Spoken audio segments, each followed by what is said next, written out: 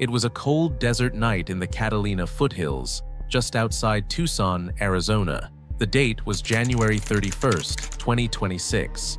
In a quiet, upscale neighborhood, where the only sound is the rustle of the wind through the saguaro cacti, a predator was moving in the shadows. This is Nancy Guthrie, 84 years old. She is a beloved mother, a grandmother, and the matriarch of a family that millions of Americans see every single morning on their television screens. Her daughter is Savannah Guthrie, the longtime co-anchor of NBC's Today Show and one of the most trusted journalists in America. But for nearly 2 weeks, Savannah hasn't been reporting the news. She has been the news. On February 1st, Nancy Guthrie vanished from her home under circumstances so chilling they have gripped the entire nation. This isn't just a story about a missing person. It's a high-stakes investigation involving the FBI, international ransom demands in Bitcoin, and a mysterious masked figure caught on a camera that was supposed to be dead. Today, on Dread Docket, we are going inside the 13-day manhunt, the forensics of the crime scene, and the breaking 2026 updates that have just been released by federal agents. Who took Nancy Guthrie, and why does the FBI believe her mind was targeted more than her money? To understand the mystery, we have to look at the final hours Nancy was seen.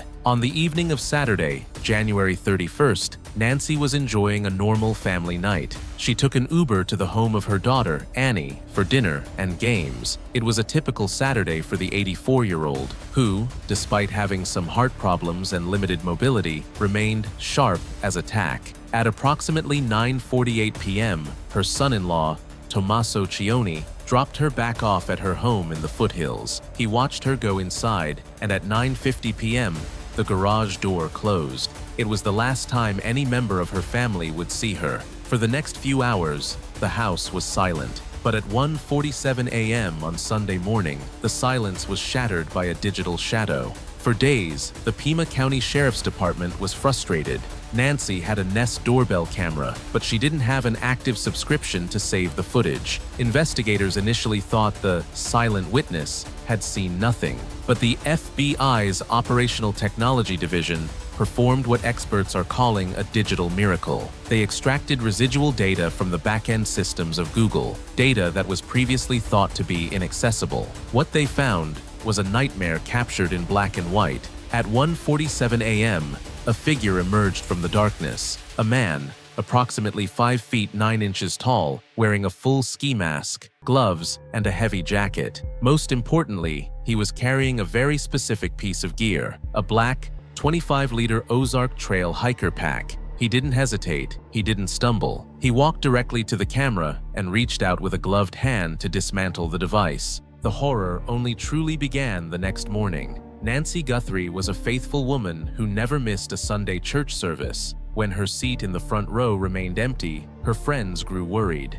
By 11 a.m., family members arrived at her home. The house was locked. It looked undisturbed from the street, but on the front porch, they found the first signs of a struggle. Small drops of blood were found near the entrance, a trail that seemed to lead toward the driveway. Sheriff Chris Nanos didn't wait. He declared the home a crime scene immediately. Forensic teams moved in with luminol and DNA kits, and within 48 hours, the news was confirmed. The blood on the porch belonged to Nancy Guthrie. This changed everything. This was no longer just a missing persons case. It was a violent abduction. Investigators began scouring the property, even using poles to search the septic tank and drones to map the surrounding desert washes. They found that Nancy had left behind her phone and her daily medications, pills she needs to survive. Her pacemaker, which syncs with her phone, showed a final disconnect at 2:28 a.m. The window of the crime was narrow, and the predator was fast. As the FBI moved in, the case took a bizarre and terrifying turn. Within days, several major news outlets, including TMZ and local Phoenix stations, reported receiving ransom letters. The demand was staggering: $6 million in Bitcoin for Nancy's safe return. The letters were specific, mentioning details about Nancy's Apple Watch and a floodlight at her residence that hadn't been made public. The Guthrie family was forced into a desperate corner. On February 7th, Savannah Guthrie and her siblings released a video message that broke the hearts of millions. Sitting together, Holding hands, they spoke directly to the kidnapper. "We are ready to talk," Savannah said. "We will pay, but we need proof that she is alive." However, the FBI was skeptical. While they investigated the Bitcoin addresses, they made a shocking arrest. A man named Derek Colella was taken into custody in California. He wasn't the kidnapper. He was a hoaxer, an opportunist who had seen the news and tried to scam the grieving family with fake ransom texts. It highlighted the dark side of a high-profile case. Everyone wanted a piece of the story, even if it meant sabotaging a woman's life. We are now on February 13th, 2026. The search has expanded into a massive multi-state operation. Digital billboards featuring the masked suspect's description have appeared from California to Texas. Just 48 hours ago, there was a flurry of activity in Rio Rico, a small town near the Mexican border. Police detained a delivery driver after a high-stakes traffic stop, but after hours of interrogation, he was released. He was just another dead end. But there is new physical evidence that has investigators hopeful. Along a roadway just 1.5 miles from Nancy's home, search teams discovered a pair of discarded black gloves. They are an exact match to the style worn by the masked man in the doorbell footage. As we speak, these gloves are at the FBI's crime lab in Quantico, being tested for touch DNA. The reward has now been doubled to $100,000. The FBI has received over 18,000 tips.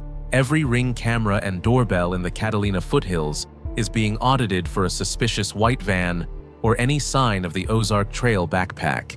The question remains, was this a professional kidnapping for profit, or was this a targeted attack on a woman because of her daughter's fame? The abduction of Nancy Guthrie is a reminder that even in an age of total surveillance, shadows still exist. An 84-year-old grandmother was taken from her sanctuary in the middle of the night, and as of this moment, the trail is cold. But the FBI and the Guthrie family are refusing to stop. What do you think happened during those 15 minutes between the camera being cut and the pacemaker disconnecting? Was the kidnapper someone who had been watching the house for weeks? Let me know your theories in the comments. We are tracking this case hour by hour. If you want to see the latest updates on this manhunt and other true crime investigations, subscribe to Dread Docket. Stay vigilant.